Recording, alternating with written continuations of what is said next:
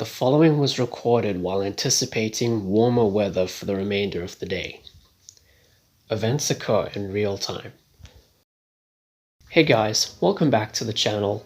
Today I'm going to be looking at Season 8 of 24, the final season, at least for the show's original run from 2001 till 2010. So in Season 8, about 18 months after the events of Season 7, Jack Bauer has to contend with assassination attempts made during a conference that involves a peace treaty to be signed by both President Allison Taylor and Omar Hassan, the president of Kamistan, a fictional Islamic country. So many people consider Season 8 to be among the weaker entries in the series, and yet everyone seems to agree that it at least ended the show on somewhat of a high note. Do I agree with this sentiment? Yes, I actually do. That isn't saying much, however, because while the season definitely has its moments, it still pales in comparison to the majority of what came before it. So let's get into it.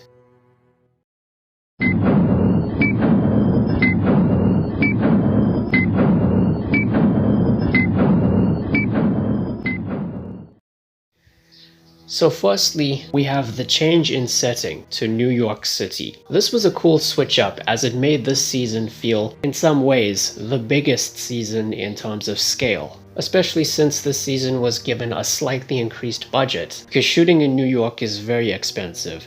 I mean, take Spider-Man 3 for example. That movie ended up costing Sony the amount that it did because shooting in New York City at the time costed around $1 million per day. Another thing I really liked was the reinstated, not to mention refurbished CTU. You know, CTU used to have a dusty, grimy, dirty feel to it, and now everything feels shiny and glossy, which I thought was really cool. This season also has some fairly well-known actors in its cast, such as Freddie Prinze Jr., who we all know and probably grew up with as Fred Jones from the live-action Scooby-Doo movies, Katie Sackhoff, who we all know as Bo-Katan from the Mandalorian series, and Anil Kapoor, who is easily one of the most recognizable Indian actors, having starred in numerous Bollywood productions and even Hollywood movies like Slumdog Millionaire. And he even went on to play the main protagonist in the Indian remake of 24. The terrorists who are threatening the country have a somewhat different motive compared to the ones from previous seasons. Their idea of retaliation, saying that they don't want this new peace treaty to be signed, is not necessarily attacking America, but rather assassinating Omar Hassan. You know, they see a foreign president as the problem as opposed to the United States government. And this in itself made the terrorists less characteristic and more realistic.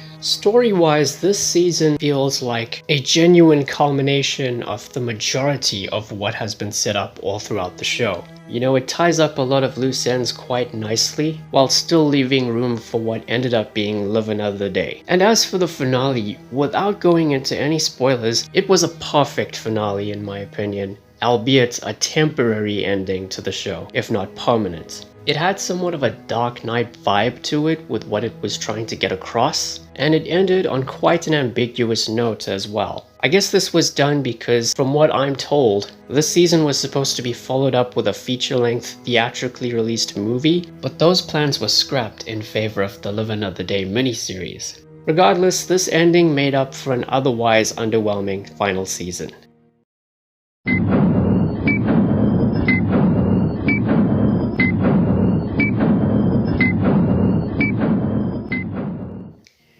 Now, there's quite a few issues with Season 8, you know, things that genuinely hold it back from greatness. Firstly, despite some fresh ideas, most of what you see here is pretty much same old, more of the same, been there, done that, recycled plot points galore. Everything from moles to weapons of some kind, whether nuclear or biochemical, terrorists, government corruption. That doesn't mean it's 100% predictable though, there'll be one or two twists and turns that might surprise you. The second thing is the first half of the season being kind of unfocused and kind of boring. You know, Jack and the CTU do have an objective in that first half, but everything feels so drawn out that it makes the whole experience feel somewhat tedious, and it gets even worse force when we cut away to focus on other subplots. So much so that the urgency this season needed doesn't really kick in until the second half. And the last thing is just the new CTU members being rather bland and forgettable. I mean, sure, it was interesting to see a new group of somewhat inexperienced CTU members walking behind the scenes, but as characters they were just kind of one note, which is disappointing because this is supposed to be the future of the CTU. So yeah, there's quite a few issues, but I still like this season for what it is, even if I don't love it.